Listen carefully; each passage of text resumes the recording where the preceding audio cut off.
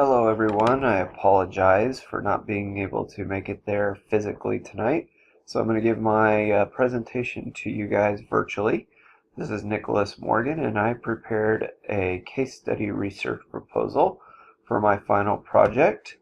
And introduction, uh, once again I'm looking at the actually the entire hiring process in education, specifically at the elementary school level.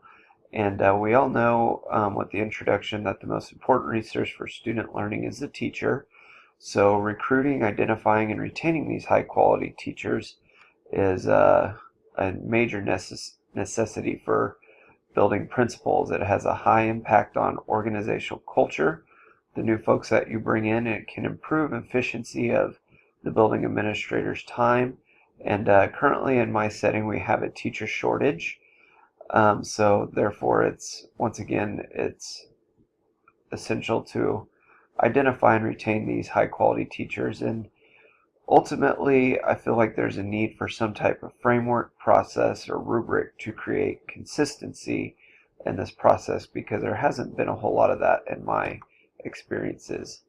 My epistemology is I come from a constructivist approach.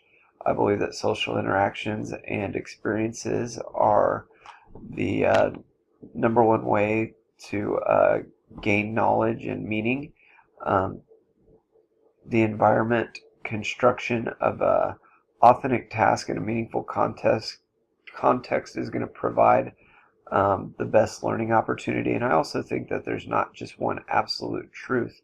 There's many interpretations uh, made by many different people, which definitely falls into the case study principles.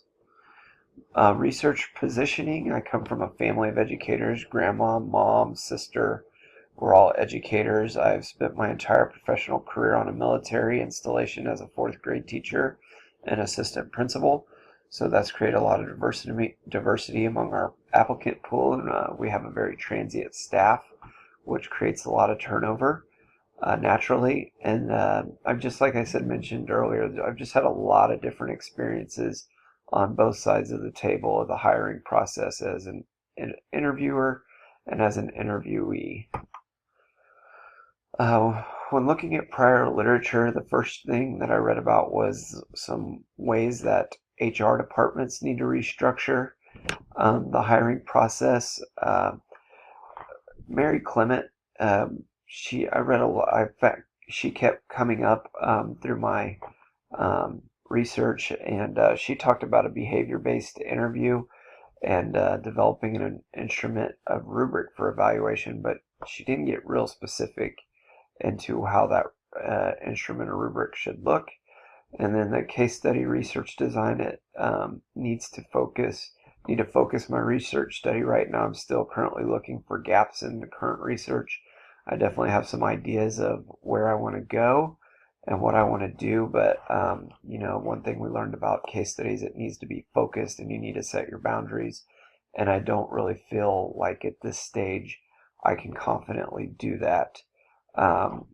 Definitely use a triangulation method in case study with the data sources. You can use multiple data sources, another strength to that type of research. And then finally, just making sure that the written report is intended, is written towards the intended audience. So my goals of this are to identify, my overarching goal is to identify strategies and data to create a framework to better identify high quality teaching candidates in the elementary school setting.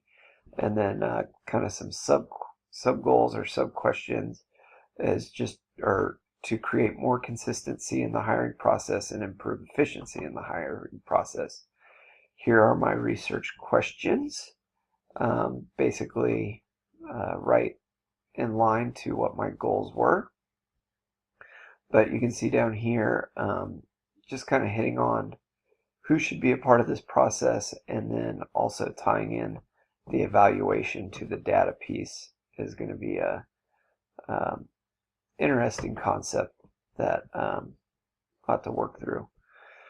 My research side and participants, I'm going to, right now, plan would be to focus this case study in a school district, Geary County Schools, USD 475, which is the 8th largest school district in Kansas.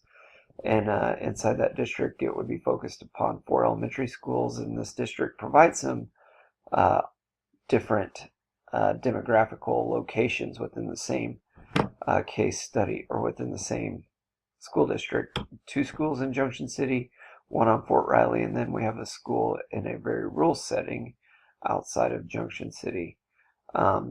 Purposeful sampling would be used for the interviews on administrators. That way each one can add something different to the case study. It accounts for outliers, and it provides the audience the opportunity to take away what they can from maybe each demographical background, and then once again, just try not to make generalizations. My data collection would be the triangulation method. This would include the interview insights and strategies, data from the resume and cover letter, specifically maybe the GPA, the highest level of education, grammatical errors in the cover letters or resume, and then documented leadership experiences, and tying that to the data from their overall evaluation score, for the teacher's evaluation score. And once again, not pinpointing exactly what are those are just some ideas, but I got to continue to research and look for those gaps to maybe specify exactly what I want to look for. Analytic procedures, or excuse me, what data to collect. Analytic procedures is, to begin with, I'd organize the data. Secondly, read through the data, get intimate, especially with that interview data, as that's going to be the primary source, and then begin coding process of the hard data collected from the resumes, evaluations, and cover letters, and then use that coding process to identify patterns and descriptions of the case study, and then interpret the meaning of the data. And obviously I do not have a lot of experience or any experience with this, but that would be, I think that's kind of from what I've researched from case study, and that's kind of the general process for analyzing the data. For ethics and trustworthiness, just make sure you acknowledge your relationship with the study. Remember that the goal is to allow the audience to create their own interpretations of the findings, which aligns with my epistemology. Implement transparency with the triangulation methods, and then allow the research participants to review findings to ensure their perspectives are portrayed accurately before publishing. And finally, just some general learnings.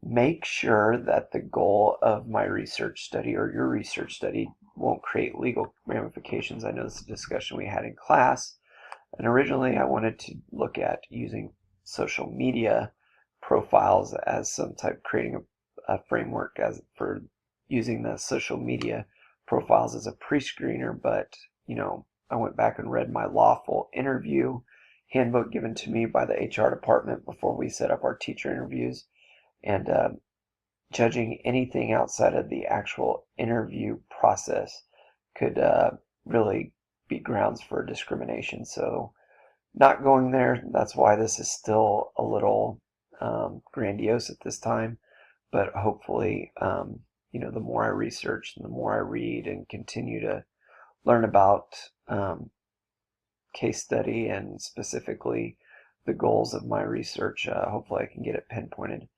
But also just understanding this process, just kind of touched on that.